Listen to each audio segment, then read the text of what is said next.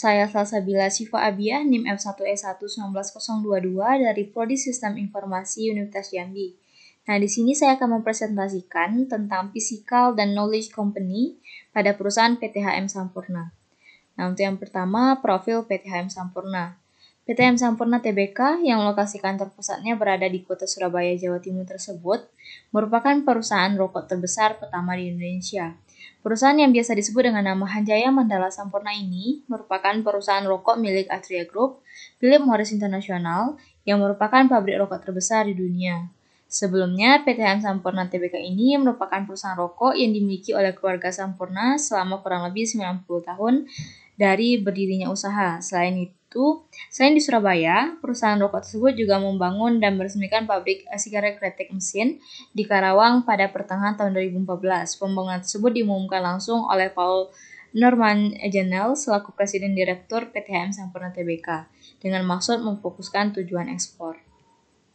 Selanjutnya, PT Hanjaya Mandala Sampurna Tbk atau Sampurna telah menjadi bagian penting dari industri tembakau Indonesia selama lebih dari 100 tahun sejak berdiri tahun 1913. Dengan produk legendaris Jisamsu atau dikenal dengan Raja Kretek, Sampurna adalah pencetus kategori sigaret kretek mesin kadar rendah atau SKMLT di Indonesia dengan memperkenalkan produk Sampurna pada tahun 1989. Produk utama dalam Sampurna adalah merek terdepan di pasar rokok Indonesia. Sampurna juga memproduksi sejumlah kelompok merek rokok kretek yang telah dikenal luas termasuk Marlboro Filter Black, Sampurna Umil, kemudian Philip Morris Bold, dan Sampurna Kretek. Nah, PT HM Sampurna dalam perkembangan operasional hariannya mengalami banyak kesulitan. Salah satu departemen yang mengalaminya adalah Departemen Logistik yang pekerjaan hariannya menyatukan data-data persediaan bahan baku, distribusi bahan baku, data produksi, serta data-data tersebut terkumpul pada akhir jam kerja, sehingga menyulitkan. Ini dilakukan dengan manual, sehingga bisa dibayangkan betapa sulitnya jika data tersebut terdiri dari ribuan data dan memerlukan proses yang lama. Nah, masalah tersebut mendorong PT HM Sampurna untuk membangun teknologi informasi. Kemudian perusahaan mencoba menerapkan dari proses physical company ke knowledge company guna meningkatkan efisiensi organisasi perusahaan.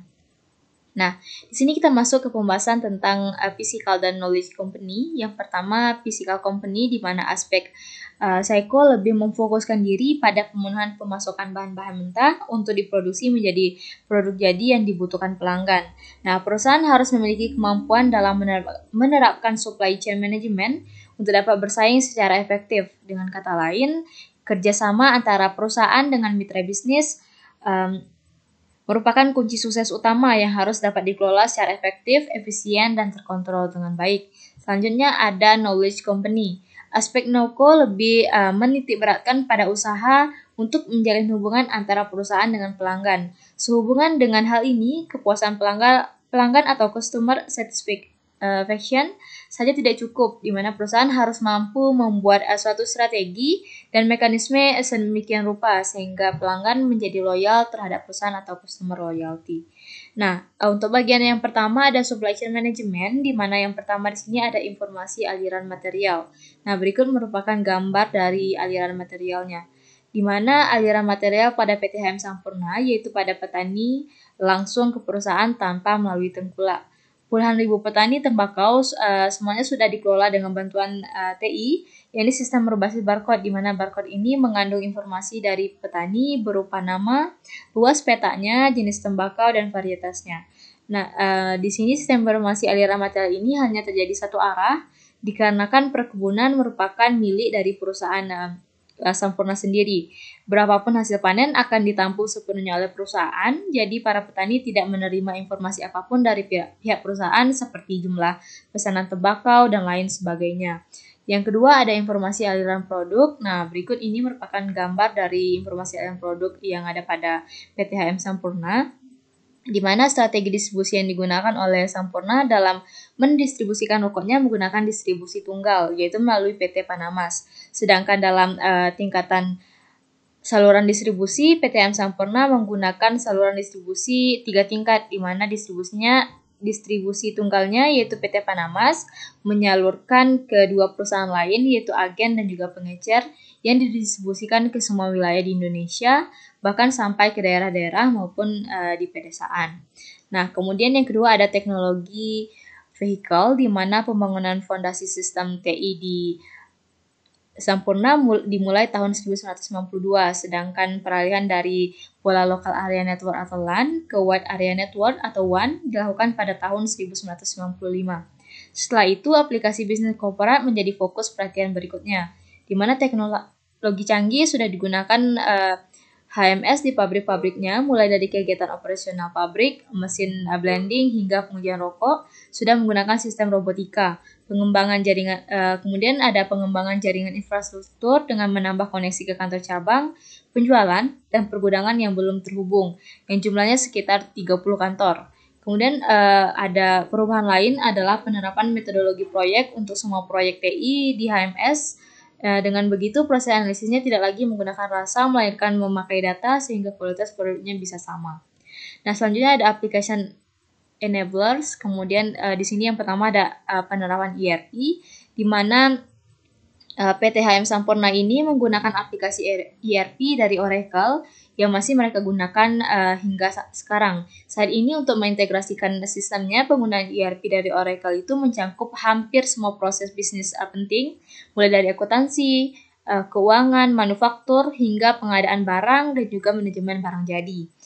ERP Oracle juga digunakan di anak usaha dari PT HM Sampurna, yaitu PT Panama serta perusahaan penjualan dari distribusi HMS, dan PT Handal Logistik Nusantara atau perusahaan logistik dan juga pergudangan. Kemudian yang kedua ada sistem berbasis web, di mana sistem berbasis web ini diterapkan di PT Panama, yaitu sistem pengolah data distribusi rokok. Dengan adanya aplikasi ini dapat dengan mudah untuk mengetahui daerah mana saja yang potensial dalam artian memiliki persebaran yang baik, kemudian mempertimbangkan prestasi dari sales, mulai jenis rokok yang memiliki potensi bagus dan pada distrik tertentu. Kemudian yang ketiga ada barcode, di mana barcode ini tercatat nama petani, luas petanya, jenis tembakau dan varietasnya dan sebagainya. Jadi ketika panen tembakau yang dibungkus sudah bisa dikirim dengan barcode. Dengan begitu di tempat penampungan, yakni di Lombok dan juga Madura, hasil panen tadi sudah bisa langsung dipindai atau di-scan sehingga tidak perlu ada petugas yang mencetak data-data lagi. Nah, selanjutnya ada HR System, di mana HR System yang diterapkan pada PT HM Sampurna ini yaitu PeopleSoft HR, di mana sebagai master data semua karyawan, di mana PeopleSoft HR ini mempunyai banyak sekali modul yang sudah diimplementasikan untuk kebutuhan dari PT HM Sampurna seperti medical claim, kemudian training, customer issues tracking, dan manager sales service. Kemudian PeopleSoft hari ini juga terhubung dengan sistem lokal lainnya. Kemudian ada penggajian karyawan atau payroll, kemudian Sampurna Performance dan Development System, Sampurna Phonebook, dan sistem lain yang membutuhkan data karyawan dari PeopleSoft. Kemudian selanjutnya ada Demand Chain Component, di mana di sini merupakan dari strategi marketing dari PT HM Sampurna, di mana yang pertama ada market driven strategy, kemudian yang kedua ada Blue Ocean strategy, kemudian yang ketiga ada customer value, dan yang terakhir ada promotion. Nah, untuk yang pertama adalah market driven strategy, di mana strategi yang diaplikasikan dengan cara memahami pasar, customer, dan juga pesaing. Memahami pasar dapat diartikan bahwa produk yang kita berikan harus sesuai dengan apa yang diinginkan pasar tersebut. Kemudian selanjutnya memahami customer dapat diartikan selain membuat produk yang diinginkan pasar, sebagai businessman kita juga harus dapat memberikan nilai tambah atau value kepada customer. Value yang diberikan harus lebih dari pengorbanan yang telah dilakukan. Kemudian setelah kita memahami pasar, memahami customer, juga kita harus memahami pesaing, di mana kita harus memahami kondisi pesaing, value apa yang diberikan pesaing kepada customer, dan teknologi apa yang digunakan oleh para pesaing. Kemudian yang kedua ada Blue Ocean Strategy, di mana Blue Ocean Strategy yang digunakan PT HM Sampurna dalam bisnisnya dapat dilihat dengan diluncurkannya produk e-milk, di mana peluncuran ini cukup mengagetkan banyak pihak, terutama industri rokok saat ini. Di mana hal ini disebabkan karena produk e-milk ini merupakan produk yang unik yang tidak tergolong dalam kategori manapun. Kemudian ada customer value, di mana pada perusahaan Sampurna, customer value diimplementasikan dengan cara limited edition pada beberapa produk Sampurna, yaitu M-Milk. Dengan adanya M-Milk Limited Edition, Sampurna memberikan nilai tambah dengan memberikan tampilan yang berbeda dari bungkus rokok biasa dan tercantum juk pada bungkus rokok. Tentu hal ini akan menarik konsumen muda. Nah, selanjutnya ada promotion, di mana beberapa bentuk utama dilakukan oleh Sampurna M-Milk untuk konsumen akhir adalah event atau sponsorship, di mana beberapa bentuk event atau sponsorship yang dilakukan oleh M-Milk memang diakui sebagai bentuk promosi yang menarik. Banyak perhatian misalnya saja kampanye iklan yang berkali-kali meraih penghargaan bergengsi pada skala nasional sebagai iklan terbaik dan event atau sponsorship besar berskala nasional dengan kemasan yang unik dan menarik. Nah, dari yang saya presentasikan dapat ditarik kesimpulan bahwa PT HM Sampurna dalam perkembangan operasional hariannya mengalami banyak kesulitan. Nah, salah satu dari departemen yang mengalaminya adalah departemen logistik yang pekerjaan hariannya menentukan data-data, persediaan bahan baku, distribusi bahan baku, data produksi, di mana data-data tersebut kumpul pada akhir jam kerja sehingga menyulitkan. Nah, hal ini dilakukan dengan manual sehingga bisa dibayangkan sulitnya jika data tersebut terdiri dari ribuan data dan memerlukan proses yang lama. Masalah tersebut mendorong PT HM Sampurna untuk membangun teknologi informasi bersama mencoba melakukan physical dan knowledge company, di mana strategi distribusi yang digunakan oleh Sampurna dalam mendistribusikan rokoknya menggunakan distribusi tunggal yaitu melalui PT Panamas, sedangkan dalam tingkatan saluran distribusi PT HM Sampurna menggunakan saluran distribusi 3 tingkat, di mana distribusi tunggalnya yaitu PT Panamas menyalurkannya ke 2 perusahaan lain yaitu agen dan pengecer yang didistribusikan ke semua wilayah di Indonesia, bahkan sampai ke daerah-daerah maupun pedesaan.